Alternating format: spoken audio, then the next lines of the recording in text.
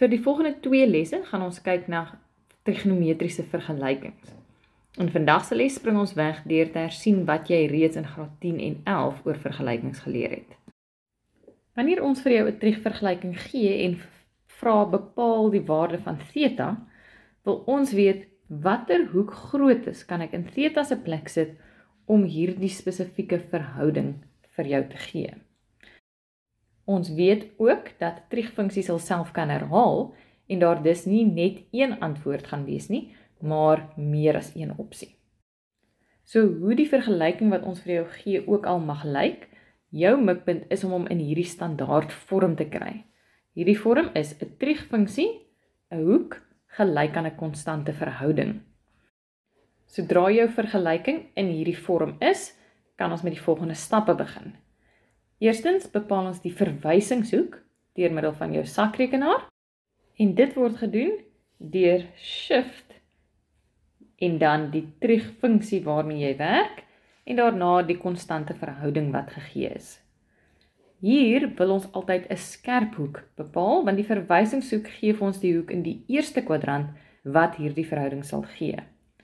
Daarom ignoreer ons by hierdie stap die teken en werk ons altyd met 'n positiewe verhouding.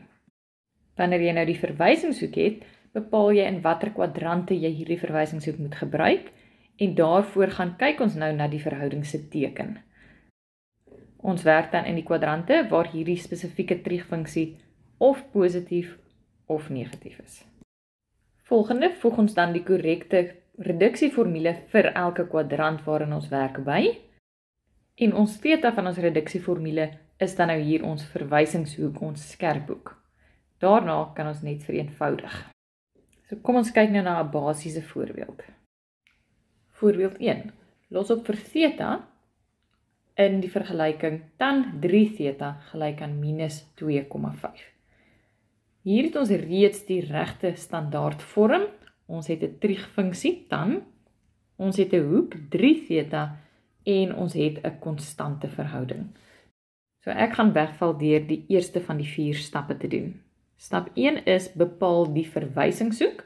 So my verwysingshoek gaan ek nou hier bepaal deur te sê Shift en hierdie keer die triegfunksie tan en dan sonder om die minus te gebruik 2,5.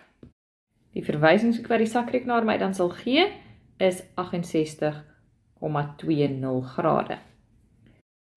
My tweede stap is dan om die regte kwadrante te kies vir hierdie verhouding en hierdie verhouding is minus 2,5 en ek gaan dus werk in die kwadrante waar tan negatief is.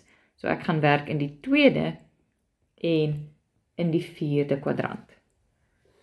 My volgende stap is om dan die regte reduksieformules vir daardie kwadrante by te voeg.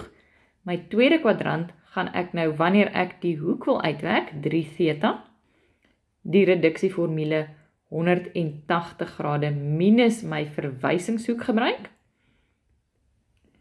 En vir die 4de kwadrant, wanneer ek die hoek 3 theta wil bepaal, gaan ek die reduksieformule 360 grade minus my verwysingshoek gebruik.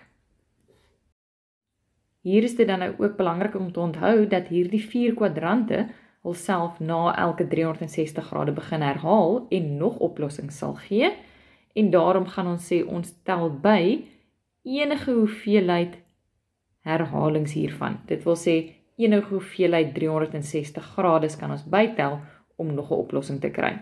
En dieselfde geld dan in my 4de kwadrant. Dan moet jy ook byvoeg dat k, die waarde wat ons hier wil herhaal, slegs heelgetalle kan wees om te verseker dat ons 'n volle 360 grade byvoeg om weer by ons tweede of ons 4de kwadrant uit te kom. Al wat nou oorbly is ons 4de stap en die 4de stap is om te vereenvoudig en sodoende dan vir theta op te los. En 'n belangrike deel van vergelykings in algebra is wanneer ek deel, moet ek elke liewe term in daardie vergelyking deel. So wanneer ek nou hier deel deur 3 om theta op te los, moet ek ook die k keer 360 term deel deur 3. Hierdie 2 oplossings is dan nou my algemene oplossings vir hierdie vergelyking. En as die vraag dan nou verder sou spesifiseer om die antwoorde in 'n spesifieke interval te bepaal, sou ons k gaan vervang met enige heelgetal en kyk watter oplossings in daardie interval val. So in hierdie geval, wanneer ons k vervang met 0, gaan ons die antwoord hê vir theta as 37,27 grade of 97,27 grade. Albei hierdie waardes val in ons interval van 0 tot 360 grade. Wanneer ons dan k vervang met 1, so ons tel 1 keer 120 by, gaan ons onderskeidelik die volgende 2 oplossings kry wat ook steeds in ons interval val. En wanneer ons 2 keer 120 bytel, kry ons ook weer 2 oplossings wat steeds in hierdie interval val. Maar as ons nou 3 keer 120 begin bytel, is ons reeds buite die interval en kry hoeke groter as 360. So as hier 'n spesifieke oplossing tussen 0 en 360 gevra sou word, sou ons daardie 6 antwoorde gegee het. In ons eerste voorbeeld het ons 'n vergelyking gekry wat reeds in die standaardvorm van 'n triegfunksie, 'n hoek, gelyk aan 'n konstante verhouding was. Dit gaan egter nie altyd gebeur nie.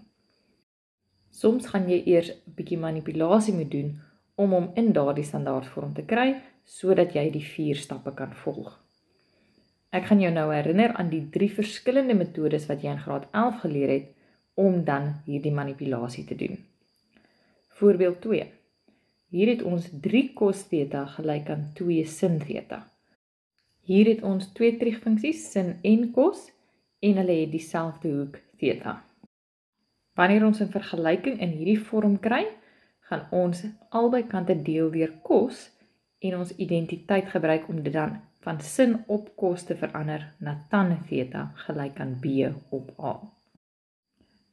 So in voorbeeld 2 het ek nou cos theta aan die linkerkant en sin theta aan die regterkant, en daarom gaan ek nou aan albei kante deel deur cos theta, en dit kan ek dan vereenvoudig. Aan die linkerkant bly ek slegs oor met 3, en cos theta gedeel deur cos theta is 1, en aan die regterkant is sin theta gedeel deur cos theta my identiteit, en dit word dan 2 tan theta.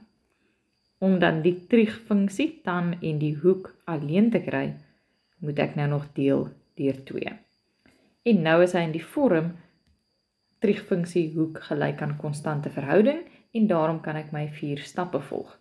So ek gaan wegval deur my verwysingshoek te bepaal, en dit kry ek op die sakrekenaar as 56,31 grade. My tweede stap is dan om die regte kwadrante te bepaal, en hier werk ek met 'n tan verhouding wat positief is, en daarom werk ek in die eerste en die derde kwadrant waar tan positief is. Stap 3 is dan om die regte reduksieformules by te voeg. My eerste kwadrant is reeds 'n skerphoek en het geen reduksieformule nodig nie. So theta is eenvoudig my verwysingshoek. En dan kan ek k keer 360 bytel. My derde kwadrant is die hoek wat ek wil bepaal, 180 grade plus my verwysingshoek, en weer eens tel ek k keer 360 by, en moet ek noem dat k enige heelgetal kan wees. Al wat nou oorbly is om stap 4 te doen, wat vereenvoudiging is. Eerste kwadrant is reeds vereenvoudig, en in my tweede kwadrant moet ek net optel, en dan kry ek 236,31 plus k keer 360. Hier was geen interval vir my gegee nie, en daarom stop ons by ons 2 algemene oplossings. In voorbeeld 3 het ons nou wel weer vir cos theta en sin theta, maar in hierdie geval het ons nou 3 terme, en daarom gaan ons nie ons vorige metode kan volg nie, maar gaan ons hier moet faktoriseer. In hierdie voorbeeld gaan ons nou 3 term faktorisering gebruik, maar jy kan ook soms gewone gemene faktor, verskil tussen vierkante nodig hê. Vir 3 term faktorisering het ons die 3 terme in 'n spesifieke orde nodig. Ons het dit nodig in die orde ax² plus bx plus c. En hier gaan ons x nou natuurlik 'n triegfunksie voorstel. So as ons nou na ons voorbeeld kyk, het ons op die oomblik cos theta en sin kwadraat theta. Hierdie twee terme moet egter dieselfde triegfunksie bevat en voordat ons dus kan faktoriseer, moet ons identiteit gebruik om te manipuleer. As ons dan met voorbeeld 3 wegval, gaan ek heel eers moet seker maak dat alles hier in terme van cos is, want my middelterm hier sal cos theta wees, en daarom gaan ek daardie sin kwadraat met 1 minus cos kwadraat theta vervang, 'n ou graad 10 identiteit. Nou kan ek net vereenvoudig en al daardie terme aan een kant kry, en nou het ek my 3-term in die standaard vorm vir 'n 3-term faktorisering, en kan ek dus voortgaan om te faktoriseer.